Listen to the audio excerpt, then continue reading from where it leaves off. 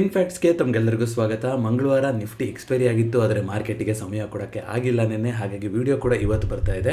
ಏನಾಗಿತ್ತು, one of the worst falls. ಒಂದು ವರ್ಷ ಆಗಿತ್ತು ಅನಿಸುತ್ತೆ ಈ ಥರ. ಲಾಸ್ಟ್ ಇಯರ್ ಮೇನೆಲ್ಲ ಯಾವಾಗಲೂ ಬಂದಿದ್ಬಿಟ್ರೆ ಇವಾಗಲೇ ಇಷ್ಟು ದೊಡ್ಡ ಫಾಲು ನಿಫ್ಟಿನಲ್ಲಿ ಆಗಿದ್ದಂಥದ್ದು. US ಮಾರ್ಕೆಟು ಕೂಡ ಇವಾಗ ನಿನ್ನೆ ಅವ್ರು ರಜಾ ಮುಗಿಸ್ಕೊಂಡು ಬಂದಿದ್ರು ಸೋಮವಾರ. ಅದರಲ್ಲೂ ಕೂಡ ದೊಡ್ಡ ಫಾಲ್ ಆಗಿದೆ. 3 ತಿಂಗಳಲ್ಲೇ ಕಾಣದೇ ಇರೋಷ್ಟು ದೊಡ್ಡ ಮಟ್ಟಿನ ಫಾಲ್ ಆಗಿದೆ. ಯಾಕೆ ಇದೆಲ್ಲ ಆಗ್ತಾ ಇದೆ ಅಂದರೆ, ಎಗೇನ್ ಒಬ್ಬ ಮನುಷ್ಯನ ಕಡೆನೇ ಬೆಟ್ ಮಾಡಿ ತೋರಿಸ್ಬೇಕಾಗುತ್ತೆ. ಜನರೇಟೆಡ್ ಇಮೇಜನ್ನ ಮಾಡಿ ಗ್ರೀನ್ಲ್ಯಾಂಡ್ ಮೇಲೆ ಅಮೆರಿಕ ಒಂದು ಬಾವುಟ ಹೂರ್ತಾ ಇರೋ ಥರ ಮಾಡಿ ಈ ಥರದ್ದೆಲ್ಲ ಫೋಟೋ ಹಾಕಿ ಒಂದು ಎಲ್ಲ ಕಡೆ ಒಂದು ಉದ್ವಿಗ್ನ ಸ್ಥಿತಿನ ತಂದು ಕೊಟ್ಟಿದ್ದಾರೆ. ಇವಾಗ ಏನು ಹೇಳೋದು ಅಂತ ಗೊತ್ತಿಲ್ಲ. ಪ್ರತಿದಿನ ಅದೇ ಆಗ್ತಾ ಇದೆ ನೋಡಿ. ಅದಕ್ಕೆ ಟೈಟ್ಲ್ ಇವತ್ತು ಹಸಿರು ನೆಲದ ಆಸೆಗೆ ಜಗತ್ತೆಲ್ಲ ಕೆಂಪಾಯಿತು ಅಂತ ಕೊಟ್ಟಿದ್ದೀನಿ.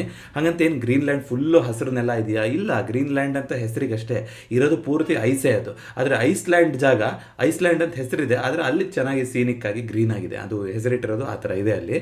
ಬಟ್ ಗ್ರೀನ್ಲ್ಯಾಂಡ್ ಒಂದು ಸ್ಟ್ರಾಟಜಿಕ್ ಆಗಿದೆ. ಯಾಕೆಂದರೆ ನಾವು ಭೂಗೋಳನ ನಾವು ಈ ಥರ ಫ್ಲ್ಯಾಟ್ ನೋಡ್ತೀವಲ್ವ, ಈ ಥರ ಮ್ಯಾಪ್ ಅಂತ ತೋರಿಸಿದ್ರೆ ಹಿಂಗೆ ಫ್ಲ್ಯಾಟ್ ಅಂತ ನೋಡ್ತೀವಿ ನೀವು. ಬಟ್ ಹಿಂಗೆ ರೌಂಡ್ ಅಂತ ಹಿಂಗೆ ನೋಡ್ತಾ ಬರೋದಾದರೆ ಎಲ್ಲ ಒಂದೇ ಕಡೆ ಬರುತ್ತೆ. ಅಂದರೆ ಗ್ರೀನ್ಲ್ಯಾಂಡ್ ಒಂದು ತುಂಬ ಸ್ಟ್ರಾಟಜಿಕ್ ಲೊಕೇಶನ್ನು. ಅಮೆರಿಕನೂ ಇದೆ ಅಲ್ಲಿ, ಈ ಕಡೆ ಡೆನ್ಮಾರ್ಕ್ ಇದೆ, ಈ ಕಡೆ ರಷ್ಯಾ ಇದೆ, ರಷ್ಯಾ ಹಿಂದೆ ಚೈನಾ ಇದೆ. ಸೊ ಅದೊಂದು ಲಾಂಗ್ ಟರ್ಮ್ ಪರ್ಸ್ಪೆಕ್ಟಿವಲ್ಲಿ ಒಂದು ಅಲ್ಲಿ ನಮ್ಮ ಬೇಸ್ ಇಟ್ಕೊಂಡ್ಬಿಟ್ರೆ, ನಮ್ಮ ಮಿಲಿಟರಿ ಬೇಸ್ ಇದ್ಬಿಟ್ರೆ ಯಾರೂ ನಮ್ಮ ಹತ್ರಕ್ಕೆ ಬರೋಕ್ಕಾಗೋದಿಲ್ಲ ಅಂತ.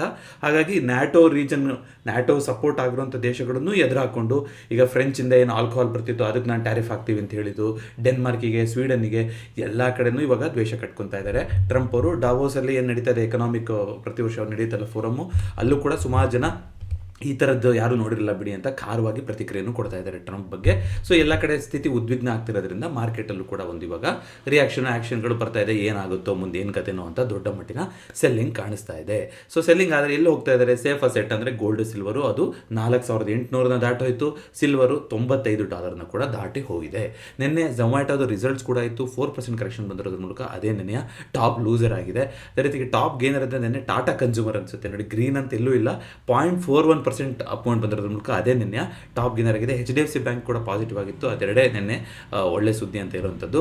ಇಂಡಿಗೋದವರು ಫೆಬ್ರವರಿ 10ನೇ ತಾರೀಕಿಂದ ಯಾವುದೇ ಫ್ಲೈಟನ್ನು ಕ್ಯಾನ್ಸಲ್ ಆಗೋದಿಲ್ಲ ಅಂತ DGCA, directorate general of civil aviation, ಮೊನ್ನೆ ಮರ್ತೋಗಿದೆ ಫುಲ್ ಫಾರ್ಮ್ ಅದು, ಅವರಿಗೆ ಹೇಳಿದ್ದಾರೆ.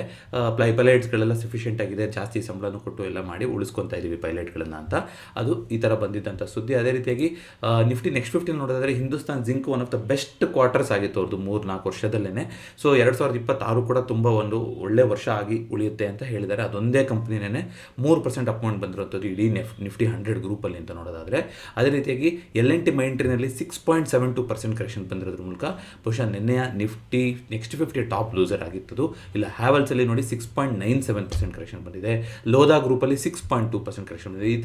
ಈ ರೀತಿ 3-4 ಕಂಪನಿಗಳು 6%, 7% ಹತ್ತಿರ ಬಿದ್ದಿದೆ. ಅಂದರೆ ಸ್ಟಾಕ್ ಮಾರ್ಕೆಟ್ನ ಸ್ಥಿತಿ ಏನಾಗುತ್ತೆ ಅನ್ನೋದು ನಿಮಗೆ ನಿನ್ನೆ ಗೊತ್ತಾಗಿದೆ.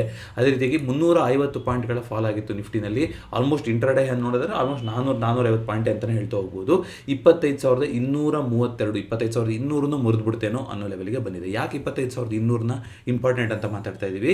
25,200 200 ಡೇ ಎಕ್ಸ್ಪೋನೆನ್ಷಿಯಲ್ ಮೂವಿಂಗ್ ಆವರೇಜ್ ಆಗುತ್ತೆ. ಲಾಂಗ್ ಟರ್ಮ್ ಇನ್ವೆಸ್ಟರ್ಸ್ಗಳಿಗೆ ಮೂವಿಂಗ್ ಆವರೇಜ್ ಅನ್ನೋದು ಯಾಕೆ ಇಂಪಾರ್ಟೆಂಟ್ ಆಗುತ್ತೆ ಅನ್ನೋದನ್ನ ಡೆಡಿಕೇಟೆಡ್ ವಿಡಿಯೋ ಟ್ರೇಡ್ ಟೂಲ್ಸ್ನಲ್ಲಿ ಮಾತಾಡಿದ್ವಿ. ಈ ವಿಡಿಯೋದ ಹಿಂದೆ ಕೊಟ್ಟಿರ್ತೀನಿ, ನೀವು ಚೆಕ್ಔಟ್ ಮಾಡ್ಬೋದು. 200 day exponential moving average daily ಕ್ಯಾಂಡಲಲ್ಲಿ ಒಂದು ಲಾಂಗ್ ಟರ್ಮಲ್ಲಿ ಒಂದು ವ್ಯಾಲ್ಯೂ ಬೈಯಿಂಗ್ ಮಾಡಬೇಕು, ನಾನು ಇಲ್ಲಿಂದ ಇನ್ವೆಸ್ಟ್ ಮಾಡೋಕ್ಕೆ ನಾನೊಂದು ರೆಡಿ ಆಗಿದ್ದೀನಿ ಅನ್ನೋದಾದರೆ 200 ಡೇ ಎಕ್ಸ್ಪೋನೆನ್ಷಿಯಲ್ ಮೂವಿಂಗ್ ಆವರೇಜ್ಗಿಂತ ಕೆಳಗಡೆ ಬಂದಾಗ ನೀವು ಹಂತವಾಗಿ ಇನ್ವೆಸ್ಟ್ ಮಾಡೋದಾದರೆ ಅದು ಒಳ್ಳೆ ಸ್ಥಿತಿ ಆಗ್ತಾ ಹೋಗುತ್ತೆ. ಯೂಶಲಿ 200 ಡೇ ಎಕ್ಸ್ಪೋನೆನ್ಷಿಯಲ್ ಮೂವಿಂಗ್ ಆವರೇಜನ್ನು ರೆಸ್ಪೆಕ್ಟ್ ಮಾಡುತ್ತೆ ಲಾಂಗ್ ಟರ್ಮಲ್ಲಿ. ಆದರೆ ಅದನ್ನು ಬ್ರೀಚ್ ಆಗಿ ಕೆಳಗಡೆ ಬರ್ತಿದೆ ಅಂದರೆ ಮಾರ್ಕೆಟು ಖಂಡಿತವಾಗಿ ಒಂದು ಕರೆಕ್ಷನ್ ಫೇಸಿಗೆ ಹೋಗುತ್ತೆ ಅಂತ ನಿರ್ಧಾರ ಮಾಡ್ತಾ ಹೋಗ್ಬೋದು. ಇದುವರೆಗೂ ಆಲ್ಮೋಸ್ಟು ಒಂದು 1,200 ಪಾಯಿಂಟ್ಗಳ ಕರೆಕ್ಷನ್ ಆಯಿತು. 26,000 ಹೈಯಿಂದ ನೀವು ನೋಡ್ತಾ ಬರೋದಾದ್ರೆ ನಿಫ್ಟಿನಲ್ಲಿ ನೋಡೋಣ ಎಲ್ಲಿ ತನಕ ಮುಂದುವರಿಯುತ್ತೆ ಅಂತ. ಬ್ಯಾಂಕ್ ನಿಫ್ಟಿ 59,404, 487 ಪಾಯಿಂಟ್ಗಳ ಕರೆಕ್ಷನ್ನು. ಸೆನ್ಸೆಕ್ಸು 1,065 ಪಾಯಿಂಟ್ಗಳ ಕರೆಕ್ಷನ್ ಆಗಿ 82,000 ಹತ್ತತ್ರಕ್ಕೆ ಬಂದಿದೆ. ಇಂಡಿಯಾ ವಿಕ್ಸು ನಿನ್ನೆ 12.73, 7% ಜಂಪ್ ಆಗಿದೆ ಇಂಡಿಯಾ ವಿಕ್ಸ್ ಬಗ್ಗೆನೂ ಡೆಡಿಕೇಟೆಡ್ ವಿಡಿಯೋ ಇದೆ. ಭಯದ ಇಂಡಿಕೇಟರ್ ಅಂತ ಕರಿತೀವಿ. ಪ್ಯಾನಿಕ್ ಸೆಲ್ಲಿಂಗ್ ಬಟನ್ನ ಒತ್ತಿದಾರ ಎಲ್ಲರೂ ಅನ್ನೋದು ನಿರ್ಧಾರ ಆಗ್ತಾ ಹೋಗುತ್ತೆ. ಗಿಫ್ಟ್ ನಿಫ್ಟಿ ಮೈನರಿ ಪಾಸಿಟಿವ್ ಆಗಿ ತೋರಿಸ್ತಾ ಇದೆ, ನೋಡೋಣ. ಗೋಲ್ಡ್ ಸಿಲ್ವರ್ ನಿಮ್ಗೆ ಆಲ್ರೆಡಿ ಹೇಳ್ದಂಗೆ ಗೋಲ್ಡ್ ಇವತ್ತು 4,800 ಕೂಡ ದಾಟಿದೆ. ಗೋಲ್ಡು ಜಾಸ್ತಿ ಟೈಮು ಟ್ರೇಡ್ ಆಗ್ತಾ ಇರುತ್ತೆ ಗೋಲ್ಡು ಸಿಲ್ವರು. ಹಾಗಾಗಿ ಈಗಲೂ ಕೂಡ ಟ್ರೇಡ್ ಆಗ್ತಾ ಇದೆ. ಈಗ ವಿಡಿಯೋ ಮಾಡೋ ಟೈಮಲ್ಲೂ ಕೂಡ 1.2% ಅಪಾಯಿಂಟ್ ಬಂದಿದೆ. ಸಿಲ್ವರಲ್ಲಿ ಇವತ್ತು ಮೈನರ್ ಆಗಿ 1% ಕರೆಕ್ಷನ್ ಆಗಿದೆ, 93 ಆಸ್ಪಾಸಿಗೆ ಬಂದಿದೆ. ಅದೇ ರೀತಿಗೆ ನ್ಯಾಚುರಲ್ ಗ್ಯಾಸು 18-20% ಅಪ್ ಮೂವ್ಮೆಂಟ್ ಆಗಿತ್ತು ಲಾಸ್ಟ್ 2 ದಿನದಲ್ಲಿ. ಅದು ಕೂಡ ಮೈನರ್ ಆಗಿ ಇವತ್ತು ಒಂದು ಕರೆಕ್ಷನ್ ಆಗಿರೋ ಥರ ಕಾಣಿಸ್ತಾ ಇದೆ. ಐ ಥಿಂಕ್ ನಾಳೆ ಅನಿಸುತ್ತೆ ನ್ಯಾಚುರಲ್ ಗ್ಯಾಸಲ್ಲಿ ಎಕ್ಸ್ಪೈರಿ, ನೀವು ನೋಡ್ಕೋಬೇಕು. ಆಪ್ಷನ್ಸ್ ಬೇರೆ ಇರುತ್ತೆ, ಫ್ಯೂಚರ್ಸ್ ಬೇರೆ ಎಕ್ಸ್ಪೈರಿ ಇರುತ್ತೆ, ಅದು ನೋಡ್ಕೋಬೇಕು. ಅದೇ ರೀತಿಯಾಗಿ ಕಾಪರು ಕೂಡ ಸ್ವಲ್ಪ ಮೈಲ್ಡಾಗಿ ಪಾಸಿಟಿವ್ ಆಗಿದೆ. ಬಿಟ್ಕಾಯಿನು 90,000 ಆಸ್ಪಾಸಲ್ಲಿ ನಡೀತಾ ಇದೆ. USD INR 91 ರೂಪಾಯಿನ ದಾಟಿ ಮೇಲ್ಗಡೆ ಹೋಗಿದೆ. ನಿನ್ನೆ ರಿಸಲ್ಟ್ಸ್ಗಳಂತ ನೋಡೋದಾದರೆ ಏಟರ್ನಲ್ಲೂ doctor Reddy, Hindustan petroleum, bank of India ಭರ್ಜರಿ ಕಂಪ್ನಿಗಳ ರಿಸಲ್ಟ್ಸ್ ಇತ್ತು. ಯಾವ ರೀತಿಯಾಗಿ ರಿಸಲ್ಟ್ಸ್ ಬಂದಿದೆ, ಯಾವ ಟಾಪ್ ಪರ್ಫಾರ್ಮರು ವರ್ಸ್ಟ್ ಪರ್ಫಾರ್ಮರು ಏನೂ ನಾನು ನೋಡೋಕ್ಕಾಗಿಲ್ಲ ನಿನ್ನೆ. ಬಟ್ ನೋಡ್ಕೊಂಬರೋಣ ಯಾವ್ದಾದ್ರು ಒಳ್ಳೆ ರಿಸಲ್ಟ್ಸ್ ಕೊಟ್ಟಿದ್ದಾರಾ ಅಂತ. ಪರ್ಸಿಸ್ಟೆನ್ಸ್ ಸಿಸ್ಟಮಸಲ್ಲಿ ರಿಸಲ್ಟ್ಸ್ ಒಳ್ಳೇದು ಬಂದಿದೆ. United spirits December quarter best quarter ಆಗಿ ಬಂದಿತ್ತು. ಪ್ರಾಫಿಟ್ 23% ಜಂಪ್ ಆಗಿದೆ. ಅದೇ ರೀತಿಯಾಗಿ SRF ಅಲ್ಲಿ ಒಳ್ಳೆ ರಿಸಲ್ಟ್ಸ್ ಬಂದಿದೆ. AU ಸ್ಮಾಲ್ ಫೈನಾನ್ಸ್ ಬ್ಯಾಂಕಲ್ಲಿ, ITC ಹೋಟೆಲ್ಲು, ಗುಜರಾತ್ ಗ್ಯಾಸು, ಕೆಲವೊಂದರಲ್ಲೆಲ್ಲ ಒಳ್ಳೊಳ್ಳೆ ರಿಸಲ್ಟ್ಸ್ಗಳು ಬಂದಿದೆ, ಇಲ್ಲ ಅಂತಲ್ಲ. ನೋಡಿ, ಬೆಸ್ಟ್ ಪರ್ಫಾರ್ಮರ್ ಅಂತ ನೀವು ನೋಡ್ತಾ ಬರೋದಾದರೆ ಇದರಲ್ಲಿ ಎಲ್ಲ ಕಂಪ್ನಿಗಳನ್ನು ತೋರಿಸ್ತಾ ಹೋಗುತ್ತೆ. Year on year, quarter on quarter ನೀವು ನೋಡ್ತಾ ಹೋಗ್ಬೋದು. ಅದೇ ರೀತಿಯಾಗಿ ವರ್ಸ್ಟ್ ಪರ್ಫಾರ್ಮರ್ ಅಂತ ನಾವು ನೋಡ್ತಾ ಬರೋದಾದರೆ Mangalam drugs, Tejas networks, E2E networks, Nelco, Tata tech, ಇದರಲ್ಲೆಲ್ಲ ನೋಡಿ 100% ಕರೆಕ್ಷನ್ ಆಗಿದೆ. ಪ್ರಾಫಿಟ್ ಅನ್ನೋದು ಪಾಸಿಟಿವ್ ಇದ್ದಿದ್ದು ಮೈನಸಿಗೆ ಬಂದುಬಿಟ್ಟಿದ್ದಾರೆ. ಈ ಥರದ್ದೆಲ್ಲ ಸ್ಥಿತಿ ಬಂದಿದೆ. ಈಗ ಒಟ್ಟು ಲಿಸ್ಟ್ ಮಾಡಿರೋ ಕಂಪ್ನಿನಲ್ಲಿ 138 ಕಂಪ್ನಿಗಳು ಪಾಸಿಟಿವ್ ಆಗಿ ರಿಸಲ್ಟ್ಸ್ನ ಕೊಟ್ಟಿದೆ. 119 ಕಂಪ್ನಿಗಳು ನೆಗೆಟಿವ್ ರಿಸಲ್ಟ್ನ ಕೊಟ್ಟಿದೆ. ಝೊಮ್ಯಾಟೋದು ರಿಸಲ್ಟ್ಸ್ ಇರೋದು ಇವತ್ತು 21ನೇ ತಾರೀಕು, ನಿನ್ನೆ ಅಲ್ಲ. ಬಟ್ ನಿನ್ನೆ ಆಲ್ರೆಡಿ ಕರೆಕ್ಷನ್ ಬಂದಿದೆ. ಇವತ್ತು bank of India, Waaree energies, oracle fin services, doctor Reddy's, ಸುಮಾರು ಕಂಪ್ನಿಗಳು 55 ಕಂಪ್ನಿಗಳ ರಿಸಲ್ಟು ಇವತ್ತು ಬರುತ್ತಿದೆ 21ನೇ ತಾರೀಕು. ನೋಡ್ತಾ ಹೋಗೋಣಂತೆ. ಬಟ್ ನಿಮಗೆ ಆಲ್ರೆಡಿ ಹೇಳಿದ್ದೆ, ನಿಫ್ಟಿ ಒಂದು 10-15 ಕಂಪ್ನಿ ಲಿಸ್ಟ್ ಮಾಡಿದೆ. ಅದರಲ್ಲಿ 70-80% ಕಂಪ್ನಿಗಳದ್ದು ನೆಟ್ ಪ್ರಾಫಿಟ್ ನೆಗೆಟಿವ್ ಆಗಿ ಬಂದಿದೆ ಅಂತ. ಇವತ್ತು ಸಂಜೆ ಮತ್ತೆ ನೋಡೋಣ. ಇವತ್ತೆಲ್ಲ ಒಂದಿಷ್ಟು ಅಪ್ಡೇಟ್ ಆಗಿರುತ್ತಲ್ಲ ನಿಫ್ಟಿ 50 ಕಂಪ್ನಿಗಳದ್ದು. ಇವತ್ತು ಸಂಜೆ ಮತ್ತೆ ನೋಡೋಣ ಎಷ್ಟು ಕಂಪ್ನಿಗಳು ಪಾಸಿಟಿವ್ ಆಗಿದೆ ಏನು ಅಂತ. ಯಾಕೆಂದರೆ ಈ ಬ್ಲೂ ಚಿಪ್ಸು, ಹೆವಿ ವೇಟ್ಸಲ್ಲೇ ನಮಗೆ ಗ್ರೋತ್ ಬಂದಿಲ್ಲ ಅಂತಂದರೆ ಕಷ್ಟ ಆಗ್ತಾ ಹೋಗುತ್ತೆ. ಮಾರ್ಕೆಟ್ನ ಡ್ರೈವ್ ಮಾಡುವಂಥದ್ದು, ನಿಫ್ಟಿನ ಡ್ರೈವ್ ಮಾಡುವಂಥ ಸೆಕ್ಟರ್ಗಳಾಗ್ತಾವಲ್ವ. ಹಾಗಾಗಿ ಅಲ್ಲಿ ರಿಯಾಕ್ಷನ್ ಬಂತು ಅಂದರೆ ನಿಫ್ಟಿನಲ್ಲೂ ಕೂಡ ಡ್ರ್ಯಾಗ್ ಬರುವಂಥ ಸಾಧ್ಯತೆ ಇರುತ್ತೆ. ಸೊ ಬೇರೆ ಎಕನಾಮಿಕ್ ಕ್ಯಾಲೆಂಡರ್, ಎಲ್ಲ ಕ್ಯಾಲೆಂಡರ್ ಇವಾಗ ಟ್ರಂಪ್ ಸುತ್ತಾ ಇದೆ. ಅಫ್ಕೋರ್ಸ್ ನಾವು ವೆಯ್ಟ್ ಮಾಡ್ತಾ ಇರುವಂಥ ಇವೆಂಟು ಬಜೆಟಲ್ಲಿ ಇವಾಗ ನೋಡಿ, ಇವಾಗ ತುಂಬ ಹೊಡ್ತಾ ತಿಂದಿರೋ ಸೆಕ್ಟರ್ ಅಂದರೆ ಅದು IT ಸೆಕ್ಟ್ರು, ಫಾರ್ಮಾ ಸೆಕ್ಟ್ರು ಮತ್ತು ಆಯಿಲ್ ಆ್ಯಂಡ್ ಗ್ಯಾಸ್ ಸೆಕ್ಟ್ರು. ಈ ಥರ ಟ್ಯಾರಿಫು ಮತ್ತೊಂದು ಆದರೆ ಅದಕ್ಕೇನಾದರೂ ಒಂದು ರಿಲೀಫ್ನ ಕೊಡೋದಾದರೆ, ಯಾಕೆಂದರೆ ಸ್ಪೆಷಲ್ ಎಕನಾಮಿಕ್ ಝೋನ್ ಅಂತ ಮಾಡಿರ್ತಾರೆ, SEZ ಅಂತ. ಅದು ಇನಿಷಿಯಲಿ ಕಾನ್ಸೆಪ್ಟ್ ಇದ್ದಿದ್ದು ಊರು ಆಚೆ ಮಾಡಿದ್ರೆ ಅಲ್ಲಿ ಜನ ಓಡಾಟ ಮಾಡೋದು ಆಗ್ತಾ ಹೋಗುತ್ತೆ. ಅಲ್ಲಿ ಒಂದು ಹೋಟೆಲ್ಗಳಾಗಿರ್ಬೋದು, ಅಲ್ಲಿ ಒಂದು ಜನ ಉಳ್ಕೊಳೋಕ್ಕೆ ವ್ಯವಸ್ಥೆ ಆಗಿರ್ಬೋದು, PG ಅಂತ ಆಗಿರ್ಬೋದು, ಬೇರೆ ಬೇರೆ ರೀತಿಯಾದಂಥ ಒಂದು ಅಲ್ಲಿ ಒಂದು ಆ ಏರಿಯಾ ಗ್ರೋತ್ ಆಗ್ತಾ ಹೋಗುತ್ತೆ ಅಂತ ಹೇಳ್ಬಿಟ್ಟು ಏನು ಮಾಡ್ತಾರೆ ಕಂಪ್ನಿಗಳು, ಊರಿಂದ ಆಚೆ SEZ ಅಂತ ಮಾಡ್ತಾ ಹೋದರೆ ಅದಕ್ಕೆ ಒಂದಿಷ್ಟು ಬೆನಿಫಿಟ್ಸ್ ಕೊಡ್ತೀವಿ ಟ್ಯಾಕ್ಸೇಷನಲ್ಲಿ ಅಂತ ಕಾನ್ಸೆಪ್ಟ್ ಇದ್ದಿದ್ದು. ಈಗ ಬೆಂಗಳೂರಲ್ಲಿ ಏನಾಗಿದೆ, SEZಗಳೆಲ್ಲ ಸಿಟಿಯ ಸೆಂಟರ್ ಆಗಿ ಹೋಗ್ಬಿಟ್ಟಿದೆ. ಅಂದರೆ ಅಷ್ಟು ದೊಡ್ಡದಾಗಿ ಬೆಳೆದು ಬಿಟ್ಟಿದೆ ಸಿಟಿ.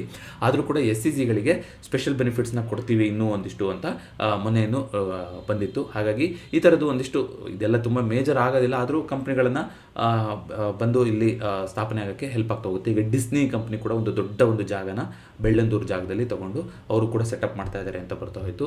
ಸೊ ಡಾವೋಸ್ ಇದಕ್ಕೆಲ್ಲ ಹೋಗುವಂಥದ್ದು ಅದಕ್ಕೇ. ಪ್ರತಿ ಸ್ಟೇಟಿನ CM, DCM ಅಥವಾ ಅಲ್ಲಿಯ ಒಂದು ಫೈನಾನ್ಸ್ ಮಿನಿಸ್ಟ್ರು ಇವರು ಏನೋ ಮಾಡ್ತಾರೆ ಅಂದರೆ ಅಲ್ಲಿ ಹೋಗಿ ತಮ್ಮ ಸ್ಟೇಟ್ ಬಗ್ಗೆ ಪಿಚ್ಚಿನ್ ಮಾಡಿ ಫಾರಿನ್ ಕಂಪ್ನೀಸ್ಗಳನ್ನು ಅಟ್ರಾಕ್ಟ್ ಮಾಡ್ಕೊಂಡು ಬಂದು ಇಲ್ಲಿ ಹೂಡಿಕೆ ಮಾಡೋದಕ್ಕೆ ಪ್ರೋತ್ಸಾಹ ಮಾಡುವಂಥ ಇವೆಂಟ್ ಆಗುತ್ತದು.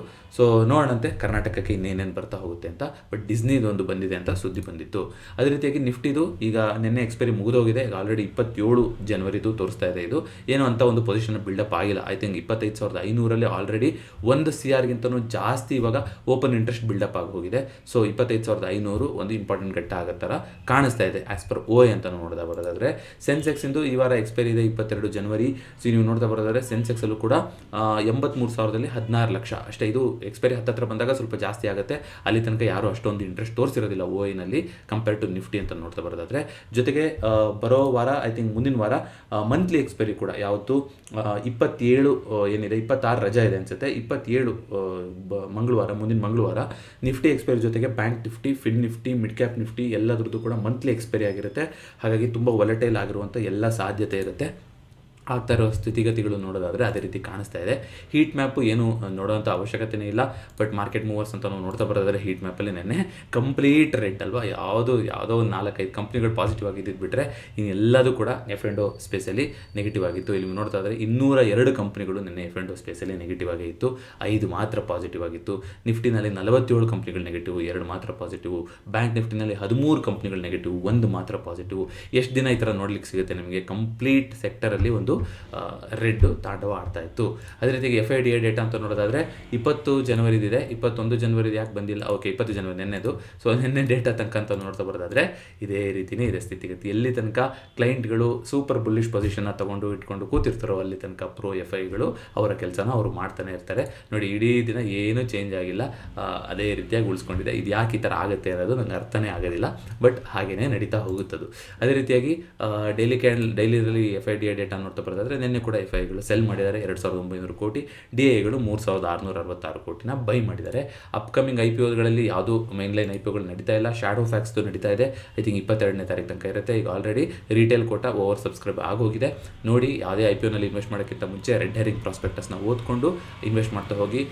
ಫೋನ್ಪೇ ಅವರು ಕೂಡ IPOಗೆ ಬರ್ತಾ ಇದ್ದಾರೆ ಅಂತ ಬಂದಿತ್ತು. ಅದನ್ನು ಬಿಟ್ಟು ಒಂದು ಪಾಸಿಟಿವ್ ಅಂದರೆ ಐ ಥಿಂಕ್ ಇಂಟರ್ನ್ಯಾಷನಲ್ IMF ಇಂದ ಏನಂತ ಬಂದಿತ್ತು, 2030 ಇಂಡಿಯಾದಲ್ಲಿ ಹೈಯರ್ ಇನ್ಕಮ್ ಗ್ರೂಪಲ್ಲಿ ಹೈಯರ್ ಮಿಡಲ್ ಕ್ಲಾಸಿಗೆ ಹೋಗುವಂಥ ಸಂಖ್ಯೆ ಜಾಸ್ತಿ ಆಗಿರುತ್ತೆ ಅಂತ ಒಂದು ರಿಪೋರ್ಟ್ ಬಂದಿತ್ತು. ಮತ್ತು ಇದು ಕೂಡ GDP ಗ್ರೋತು ಕೂಡ ಟ್ರೇಡ್ ಟ್ಯಾರಿಫು ಮತ್ತೊಂದು ಏನೇ ಇದ್ರೂ ಕೂಡ 6.7% ಏನೋ FY27 ಗ್ರೋತ್ ಆಗುತ್ತೆ ಅಂತ ಬಂದಿತ್ತು. ಬಟ್ ಎಲ್ಲದೂ ಕೂಡ ಯಾವ ರೀತಿಯಾಗಿ ವಸ್ತುಸ್ಥಿತಿ ಏನು ನಡೀತಾ ಇರುತ್ತೆ, ಏನೇನು ಹೇಳ್ತಾರೆ ನಾಳೆ ಅನ್ನೋದಾಗುತ್ತೆ.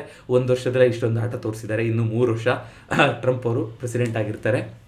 ನೋಡೋಣ ಏನೇನೆಲ್ಲ ಚೇಂಜಸ್ ಆಗ್ತಾ ಹೋಗುತ್ತೆ ಅಂತ. ಇದಿಷ್ಟು ಇವತ್ತಿನ ಫಿನ್ ಫ್ಯಾಕ್ಟ್ಸ್ ಆಗಿತ್ತು. ಈ ವಿಡಿಯೋ ಎಷ್ಟಾಗಿದೆ ದಯವಿಟ್ಟು ವಿಡಿಯೋನ ಲೈಕ್ ಮಾಡಿ ಹಾಗೂ ಚಾನಲ್ಗೆ ಸಬ್ಸ್ಕ್ರೈಬ್ ಮಾಡಿ. ಮತ್ತೊಂದು ವಿಡಿಯೋದೊಂದಿಗೆ ಭೇಟಿಯಾಗೋಣ. ಎಲ್ರಿಗೂ ನಮಸ್ಕಾರ.